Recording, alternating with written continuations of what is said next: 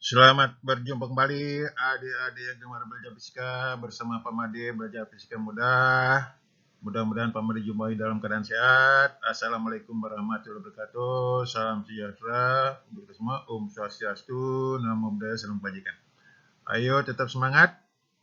Pada kali ini Pak Made ingin bahas perkembangan teori atom, tetapi untuk sub model atom Dalton dan Y.Y. Thomson. Selamat menyimak penjelasannya. Mari adik-adik lanjutkan materi tentang atom. Salah satu konsep ilmiah tertua adalah bahwa semua materi dapat dipecah menjadi sarah atau partikel terkecil, di mana partikel itu tidak bisa dibagi lebih lanjut. Jadi kata atom, itu A itu artinya tidak, tomos sama dengan memotong, dinamakan atom karena dianggap tidak dapat dipecah lagi atau dibagi lagi. Gagasan awal konsep mengenai atom ditemukan oleh yang pertama oleh Demokritus, menyatakan atom bersifat diskontinu atau tidak dapat dibagi-bagi lagi. Yang kedua, Aristoteles menyatakan bahwa atom bersifat kontinu atau dapat dibagi terus-menerus. Mari kita simak materi selanjutnya. Selamat menyimak. Kita lanjutkan partikel dasar. Konsep dasar atom tersusun atas 3 partikel subatomik, yaitu elektron, proton, dan neutron. Perhatikan tabel berikut. Ini sifat daripada elektron, proton, neutron. Di letaknya elektron kulit atom, proton pada inti atom, neutron pada inti atom. Notasinya elektron min 1n0, proton 1p1, neutron 0n1. Masanya elektron 9,110⁻⁻31 kg, proton 1,6 min 27 kg, neutron 1,6 kali 10⁻27 kg. Sedangkan muatannya elektron min 1,6 min 19 kolom, proton plus 1,6 min 19 kolom, sedangkan neutron netral tidak bermuatan.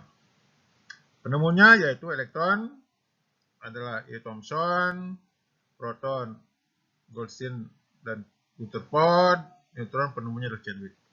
Nah, dasar percobaannya elektron itu adalah tabung sinar kode tetes minyak milikan, kemudian proton tabung sinar katoda, neutron penembakan partikel alfa. Mari kita simak materi berikutnya. Selamat menyimak. Mari adik-adik lanjutkan model atom Dalton. Menurut Dalton, atom adalah partikel terkecil suatu materi yang tidak dapat dibagi-bagi lagi. Atom berbentuk bola pejal padat seperti gambar kanan atas. Atom suatu unsur sifatnya sama, atau unsur yang berbeda sifatnya berbeda. Atom tidak dapat diciptakan dan dimusnahkan. Atom-atom dapat berikatan membentuk senyawa. Masa saat sebelum dan sesudah reaksi adalah tetap. Ini berdasarkan hukum Lavoisier. Berikutnya yaitu perbandingan massa atom-atom membentuk suatu senyawa selalu tetap. Ini berdasarkan hukum Proust. Selamat menyimak penjelasan lebih lanjut.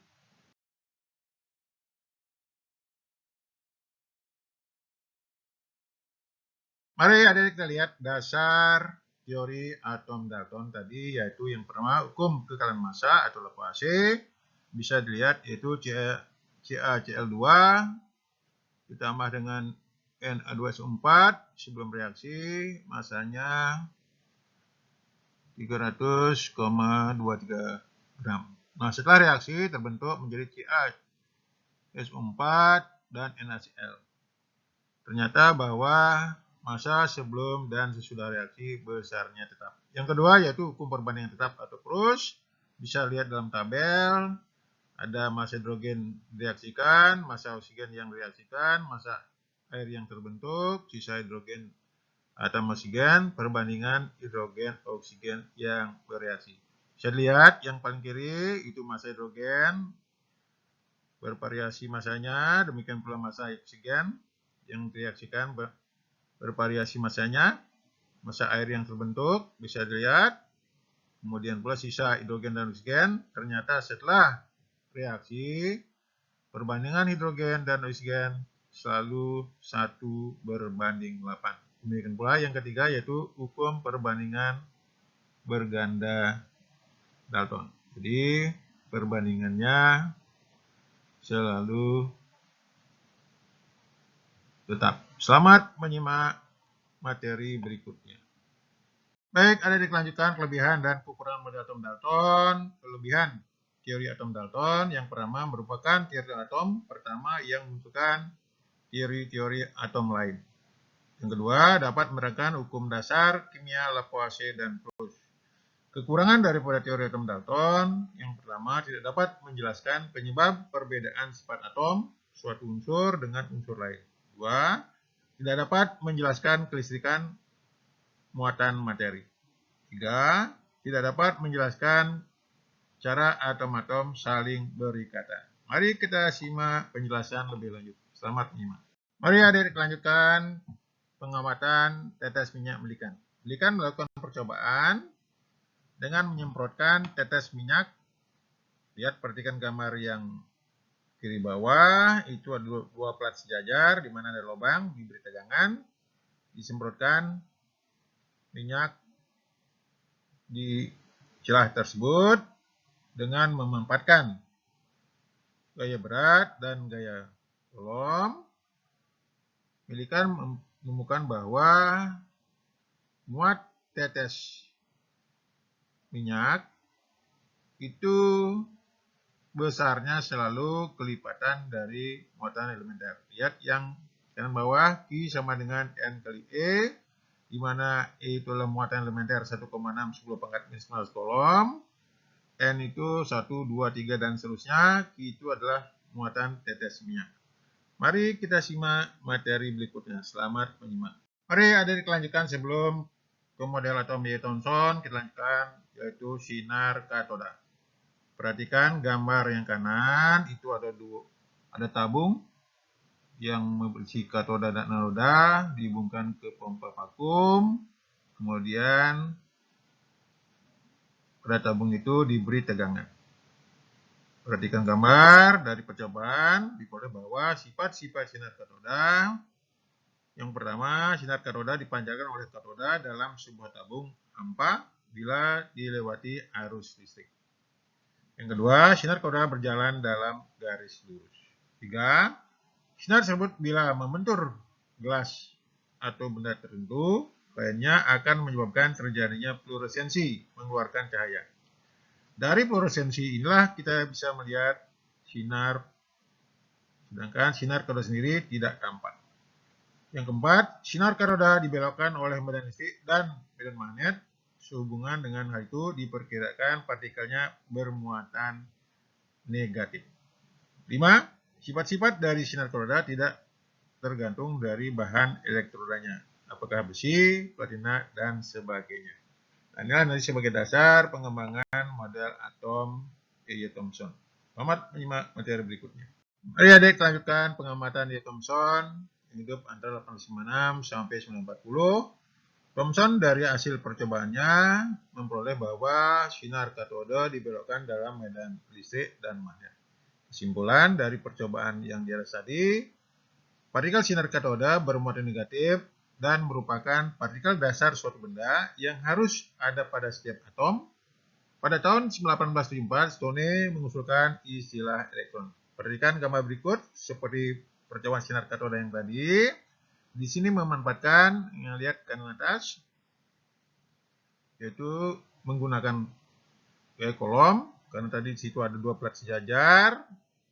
Kemudian menggunakan gaya Lorentz, karena di situ ada kumparan yang memberikan medan magnet. Kemudian substitusi keduanya, maka akan dapatkan kecepatan yang keluar dari kumparan medan magnet itu. Lihat rumus yang kanan bawah, Pi sama dengan E per B. Nah, karena muatan tegak lurus dalam medan magnet, maka dia akan berbentuk lingkaran. Gaya sentrifugalnya Fs sama dengan mp kuadrat per R. Nah, gaya sentrifugal ini substitusi dengan gaya Lorentz. Diperoleh bahwa, lihat yang bawah, perbandingan antara muatan dan massa yaitu Pi per BR. Nanti Pi-nya E per B tadi, maka diperoleh bahwa E per M sama dengan E besar per B kuadrat R. Nah, Thomson memperoleh bahwa E per M besarnya 1,76, 10 pangkat 11 coulomb per kilogram. Nah, dengan memasukkan percobaan dari milikan tadi, di mana E-nya di 1,6, 10 pangkat 19 coulomb, diperolehlah bahwa massa elektron 9,1 kali 10 pangkat min 31 kg. Jadi begitu adik-adik, mari kita simak materi berikutnya. Jadi massa elektron 9,1 10 pangkat min 31 kg, muatannya min 1,6 10 pangkat min 19 coulomb. Selamat menyimak materi berikutnya. Mari adik-adik lanjutkan, yaitu model atom di Thomson. Thomson menyempurnakan model atom Dalton berdasarkan percobaan milikan dan sinar katoda. Menurut Thomson, atom adalah bola pejal padat bermuatan positif yang di dalamnya tersimpan elektron bermuatan negatif sehingga saling menetralkan satu sama lain.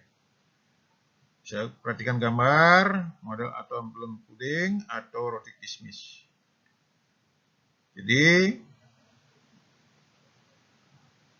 atom ini juga memiliki kelebihan dan kekurangan. Kelebihan daripada teori atom Dalton, yang pertama dapat menjelaskan keberadaan partikel subatomik, 2 dapat menjelaskan massa atom, 3 dapat menjelaskan kelistrikan muatan atom. Kekurangan teori atom Thomson tidak dapat menjelaskan susunan muatan positif dan negatif dalam atom. Jadi begitu adik-adik yang bisa saya jelaskan mengenai teori atom Dalton dan Thomson. Silahkan nanti mencoba berikut untuk meningkatkan pemahaman. Jangan lupa like, comment, dan subscribe, dan share. Sampai berjumpa pada model atom Rutherford dan Bohr. Selamat belajar, sampai berjumpa kembali.